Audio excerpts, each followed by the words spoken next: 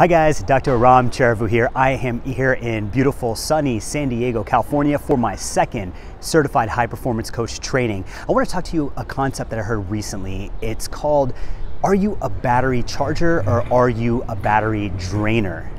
Now, what kind of personality are you? Do people enjoy your presence or do people kind of dread when you're around? One of the best compliments I've ever received in my life is that someone told me that, you know what, people enjoy your presence. When you walk into a room and you leave, people leave, like the room is left a little bit more lighthearted. And that just made me feel really good. But you know, I wasn't always that way. And I'll give you a couple different examples of what a battery charger looks like and what a battery drainer looks like. One of my friends, we were going to a dinner party downtown, meeting with a bunch of friends, and my friend that was hosting the dinner party happened to live in a high-rise complex in downtown Dallas, and the parking garage that we were driving into was actually really busy. So we're driving up around this parking garage, and we found that very last spot, and it happened to be like a tiny sliver of a spot. But luckily, I was driving a tiny little car, so the only way I find myself that I can be able to fit inside a small parking spot is if I actually reverse into it. So I teed up and I was about to reverse into the spot, and my friend goes, "Oh no, this is gonna end badly." And I was like, "Are you serious? How are you already deciding how this is gonna turn out before it even happens?" Maybe a better way of framing that would be like, you know what? This is gonna be a challenging move because it's a tight parking spot, but if anyone can do it, that would be you. So that's the difference between a battery drainer, you're kind of the pessimistic outlook, versus the positive outlook that he could have had. And I'll give you an example of a battery charger. I have another friend, we were lining up for the MS 150. It's a bike ride between Houston and Austin. You do 75 miles per day and you do 150 miles total, and you raise funds for multiple sclerosis research. And we were lining up, and he was like a little boy in a candy store. He was so excited to be a part of this race where we're riding 75 miles per day to raise money for multiple sclerosis research. And he was jumping around, he was so excited, he was high-fiving everyone around us, and he was just so enthusiastic to be a part of it. And just being around him really charged me up, and it made me feel really good, right? And he's the type of person that I want to be around. And guess who I'm calling more often to spend more time with? Exactly, the battery charger versus the battery drainer. You know, yesterday we were walking around San Diego, and there happened to be a music festival going on. And there was a gentleman on the side of the road who was selling his artwork. And I said, "Hey man, how are you?"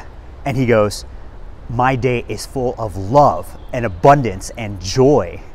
And it was infectious. His level of enthusiasm and joy just was so uplifting that I was compelled to buy a piece of artwork for him. And if you're projecting this love and abundance and joy around you, it's starting to rain here, so I'm just gonna go underneath a little awning here. So can you imagine if you're projecting that kind of love and abundance and joy around you, guess what you'd also be attracting into your life? If he had just told me, you know, I'm doing all right, do you think I probably would have bought a piece of artwork from him? No. The fact that he was so enthusiastic about life, they drew me into him and really charged me up and compelled me to kind of want to buy from him, right? So here's a couple tips that I've learned to really charge your batteries and be a battery charger to those around you. First thing is when you first enter an interaction, you kind of gauge the energy level of the other person, right? Suppose they're at a 4 or a 5. Right? You try to one-up it just a little bit. If they're at a 4, then you go in at a 5. If they're at a 6, you go in at a 7. Why do I say that? It's because you kind of want to match their energy level. Suppose they're at a 4 and you go in at a 10, they're gonna be kind of alienated by your energy level, right? So you kind of just one-up them a little bit. The second piece of advice I have is go into an interaction with the intention of being a battery charger. Right? Because if we don't set the intention before we go into an interaction, then we're really leaving it up to a chance as to how we're going to show up in a conversation, right? So before I go into a conversation, I'm about to talk to someone, I say, you know what, in this interaction, I'm going to bring the joy. I'm going to be inspired, and I'm also going to be inspirational, right? And then I breathe into that feeling of what it feels like to bring the joy, and then I really bring the joy.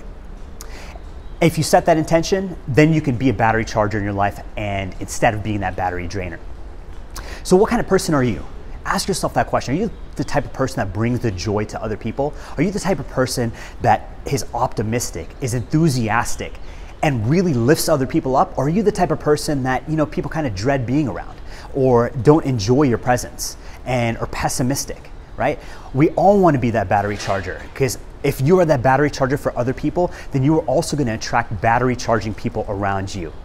All right, hope that was helpful. I'm about to enter into a networking situation. I'm gonna bring the joy and I'm gonna be a battery charger for those around me.